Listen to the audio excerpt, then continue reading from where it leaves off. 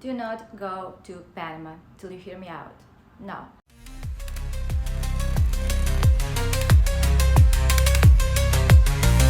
Hi friends, my name is Anna and I've recently got back from my solo trip to a beautiful country of Panama. And in this video, I would like to share with you some tips, tricks, and things that I learned during my trip that I think that those of you who are planning your trip to this beautiful country are definitely going to find beneficial. And those of you who are just curious about the world, I think you will learn something new today as well. So let's go. The official language of Panama is Spanish, and while in large cities like Panama City and in some touristy areas you will certainly meet people who speak English as their second language and they speak it pretty well, I wouldn't rely very heavily on that, and try and learn some basic Spanish phrases before you go to Panama, because it will show your respect to the country, culture, and people where you're traveling, but it also will help you in many situations just to express yourself and understand what's going on around you. I know some Spanish, and while it's far from being good, but it helped me express myself in the restaurants when the waiters didn't speak English, or just read the menu and understand what I'm ordering, at least have a general idea of what I'm ordering. In terms of culture, Panamanian culture is a mixture of American, Indian, African, North American, and Spanish influences, and you can certainly feel it everywhere, beginning from music to crafts to food and just general everyday vibe. As you walk, for example, in Casco Viejo, you see these colonial style buildings that remind you of the Spanish rule that existed in this region. Downtown is very much looks like very American, North American. I live in Chicago, and to me the financial district, that's where I stayed, it's very much reminded me of Chicago with those amazing skyscrapers, and there's a lot of American stores and restaurants, Burger King, McDonald's, Subway. Panama has two seasons. Wet season, which lasts from May through about November, and dry season, December through April. I actually went in April, which is a dry season, but to be honest, I experienced all kinds of weather during my week stayed in Panama. From rain to wind to sun to everything, and it was changing throughout the day. It's very important to pack correctly when you're planning your trip to Panama. I would recommend to bring light dry fit clothes and also some cotton clothes, because it can be very humid, it can be very hot, especially in Panama City. I felt that quite a bit, so you just want to be able to wear something breathable. Also bring comfortable shoes, especially if you're gonna be exploring the city on foot, just like I did. Casco Viejo is very walkable, and I would recommend to explore Casco Viejo on foot. If you're planning to go to Boquete, make sure to bring hiking shoes. If you're planning to go to Barro Volcano, make sure to bring warm clothes. And in general, for Boquete, you should bring something long sleeve just in case if it gets a little bit cooler, because Boquete tends to be a little bit cooler than Panama City, as an example. I didn't feel this, but because it was hot all the time, but you never know. But if you're going to Barro Volcano, make sure you bring some warm jacket. And when I say warm, I mean warm. You can even bring gloves and hat and scarf, because there are a lot of microclimates on Barro Volcano, and the temperature that is at the bottom of the volcano or in Boquete itself, it can be completely different or opposite from what you experience on the peak. As an example, when I went there, we had about 25 degrees Celsius or like 75 degrees Fahrenheit at the bottom of the volcano, or in Boquete, and it was about 2 degrees Celsius, or about, I would say, 40 degrees Fahrenheit on the peak of the volcano. And honestly, we were actually lucky, because even though it was 2 degrees, it wasn't windy, because with the wind it can sometimes feel like -5 Celsius. So it can be pretty cool, and if you're wearing a tank top or t-shirt, I don't think you're gonna enjoy your time at the top of the Barro Volcano at all. Bocas del Toro, these are just islands, so bring swimsuits, and bring not one but several, because in case they don't dry out, you don't want to put on a wet swimsuit. It's very humid in Panama.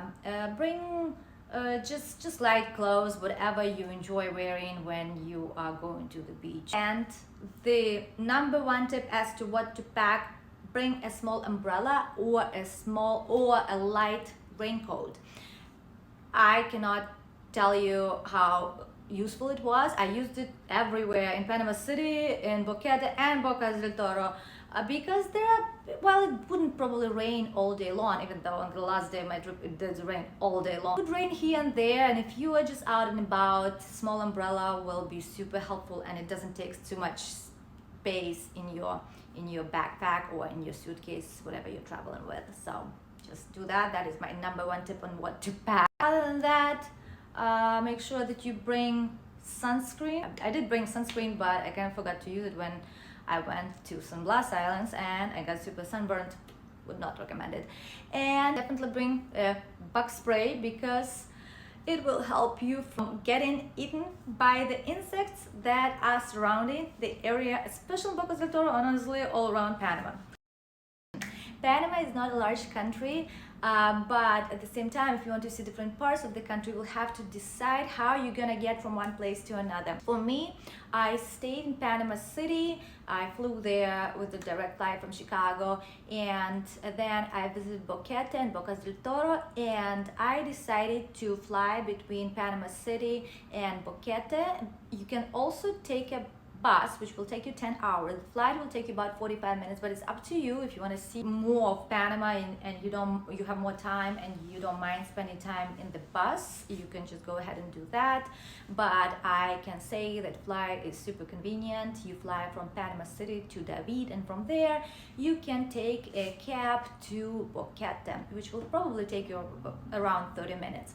So I also flew from Bocas town back to Panama City on my way back, and from Boquete to Bocas del Toro I took a van and then a water taxi to get to Isla Colon, which is the main island of Bocas del Toro. In terms of the transportation within the towns and cities, certainly go with Uber in Panama City because it's cheaper, it's more convenient than taxis. It's actually super affordable. As an example, for me, it cost me about less than $3 to get from Financial District to Casco Viejo. Or you can also explore Panama on foot, which I did quite a bit because I enjoy to explore places I travel to on foot. Of course, there are local buses, but honestly, I cannot tell you about those. I saw only local people using those. Uber is the way to go, but be aware that Ubers are available only in Panama City. You will not find Ubers in Boquete. In Boquete, you will have to rely on taxis. There are plenty of those. For me, I will tell you later my issue with taxis in Boquete, but for me, I took an Uber from David to Boquete, and in Boquete I mostly explored the town on foot. In Bocas del Toro, your main method of transportation will be taxis, or taxis if you just stay in Isla Colon, which are pretty affordable, about like $2 per person, or if there are two people, it's going to be $3 within the Bocas town in Isla Colon. And in terms of taxis, it just depends. I think I did not visit all the islands, but for me, or just in general, from Isla Colon to Isla Bastimentos, it would be around $5 water taxi, and those are widely available. US dollar is the national currency of Panama, and it's super convenient. You don't have to worry about exchange rates. You don't have to worry about any fees to pay. Bring your US dollars and you're good to go. Credit cards are very widely accepted in Panama City, but do not rely on credit cards solely and bring enough cash. That's the mistake I did. I did not bring enough cash, and I also forgot my debit card on top of that. I only had my credit cards and just a little bit of cash, and that made my trip a little bit inconvenient, especially towards the end, because I had to worry about how much cash I have left, because I need cash for taxes, specifically water taxes in Bocas del Toro. What helped me quite a bit, that in David, once you land, you'll have to take a cab essentially to Boquete. and cabs take cash only. I didn't have enough cash for cab. I mean, otherwise I would be without, I would have no money left for Bocas del Toro at all. I will not be able to use water taxi and get even to my hotel. So I was lucky enough to get Uber from David to Boquete, but do not rely on it. I think taxis are more convenient, and what if you are not able to get an Uber? What, you gonna walk? I mean, you don't have cash to pay. I mean, I'll probably figure it out, but it just was a little bit stressful and not very pleasant situation for me. So don't make my mistake. As I mentioned, Panama City, you can use Uber. Don't need cash for that. You can use, credit cards paying for all kinds of things, but in Boquete, Bocas del Toro, taxis specifically, cash only. Many restaurants and stores also do not accept credit cards. How much things cost in Panama? I think Panama is certainly more affordable than its northern neighbor. In terms of hotels, I paid from between 100 and like around 150 per night, and those were all nice hotels. You can definitely get hostels and just like Airbnbs for much cheaper, but I just prefer kind of like the level in between, like hostel and some kind of luxury hotel. So my budget was between 100 and 150 per night.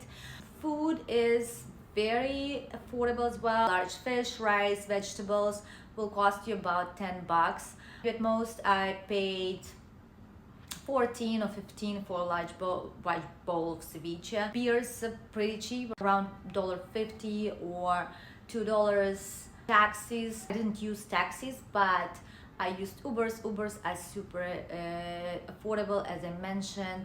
For me, about like 4-mile ride was like around $250, and the ride from one airport, Albrook, to Tocumen on my way back to Chicago. So I flew from Bocas town to Panama City, but the flight goes to a different airport than the international airport of Tocumen, so I had to take an Uber in between. It cost me probably like around 20 mile distance. I think the most expensive thing that I paid for are the tours, and the most expensive tour was San Blas, so it was about $140. It's a full day tour, but it takes a while to get there, and then you spend time there all day, and I think it's totally worth it. If you want to do a Barra Volcano jeep tour, it will cost you about $100, but I think it's very much worth it because if you have to hike, you would be hiking for about 6 hours in the middle of the night if you want to meet the sunrise. As a solo female traveler, safety is a top one priority for me, and I always research that aspect very well. So did I feel safe in Panama? And my short answer is yes, I totally felt safe in Panama, and I think Panama is one of the safest countries in Central America to travel to. If you have a good head on your shoulders, you don't do any kind of stupid stuff, you'll be good. Panama City is very modern and urban city. Casco Viejo is very touristy. The only thing I would warn you about is next to Casco Viejo there is an area called El Chorillo. It's just right, they kind of like intermixed. It's not the best area, let's say, of Panama City. It's kind of famous for its drug trade and like other bad things that are happening there. So the problem is that they're located like right next to each other, so you can find yourself accidentally kind of getting to El Chorillo from Casco Viejo. Hopefully you're not gonna end up doing that, but yeah, that's probably what I was a little bit worried about, that I'm gonna accidentally end up in a bad place. But also there is a lot of presidential police in Casco Viejo. I think they watch tourists, they watch like regular citizens, so that people don't go to where they shouldn't be going. So Boquete is a small town. It's pretty safe as long as you, once again, you don't do drugs, you don't hang out with people you do not know, and don't go on trails by yourself. I wouldn't recommend that. Read a story about 2 girls from Holland that disappeared about 10 years ago on one of the trails. It's pretty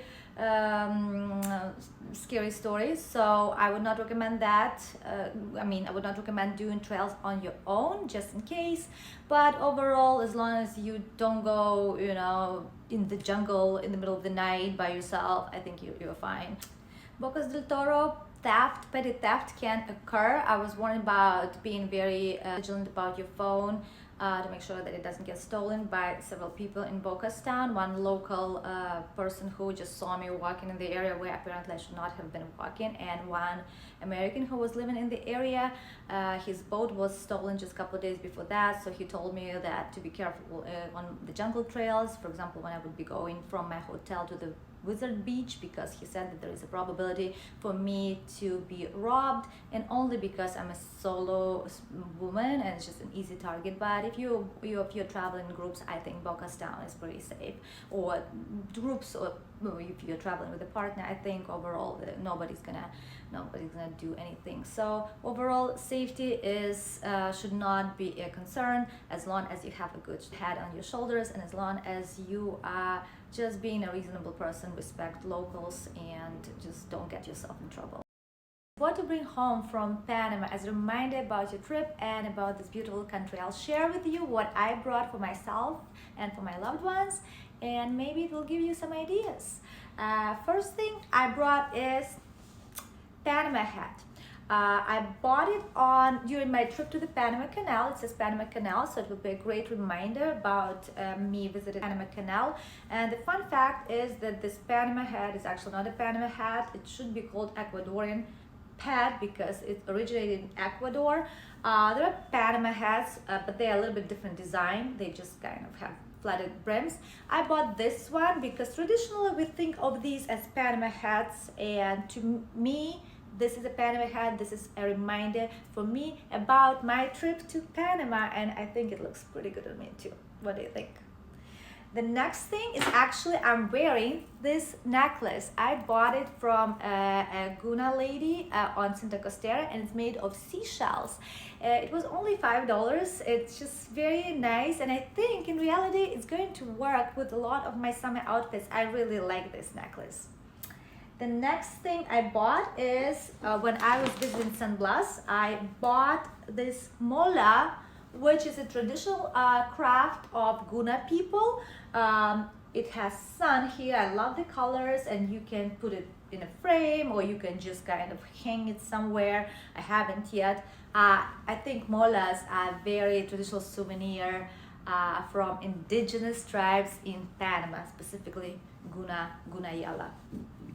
Gunayala people, Gunayala is actually San Blas. It's the same thing. It's an autonomous region of indigenous people in Panama. I also bought in Boquete, of course, since Boquete is the capital of coffee, I bought some coffee. I bought like this one. I didn't know exactly what brands to buy because I'm not a big coffee drinker, but I want to bring some for my family. It says Queixa Reserva Especial Café Istmeño, and it is from Boquete region, so I think coffee is a very good gift for somebody, or if you like coffee, it's gonna be a great reminder about it every morning when you drink your cup of Boquete coffee. I bought a little Panama hat with Panama flag.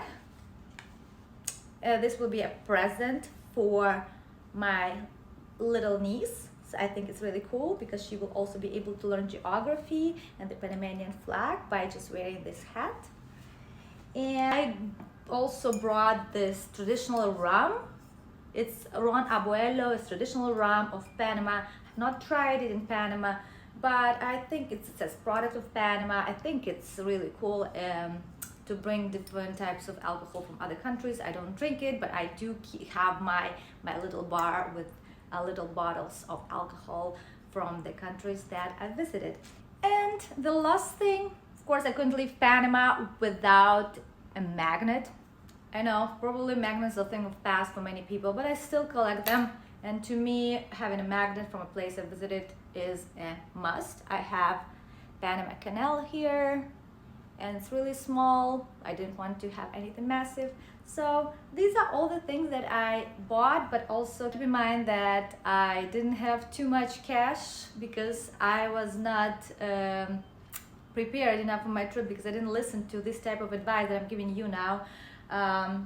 and many souvenirs actually are sold by local vendors for cash only. But I'm very happy with what I got, and I'm very happy about my trip. Thank you so much for watching this video. I hope you found it useful, and I hope that you will take some of the tips and tricks into consideration when planning your trip to Panama.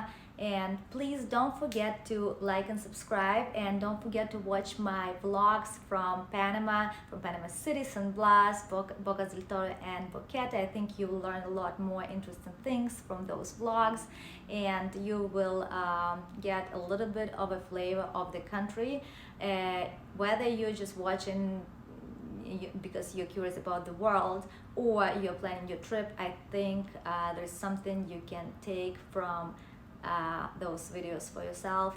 Thank you so much once again. I appreciate your attention, and see you on my next trip. Bye bye.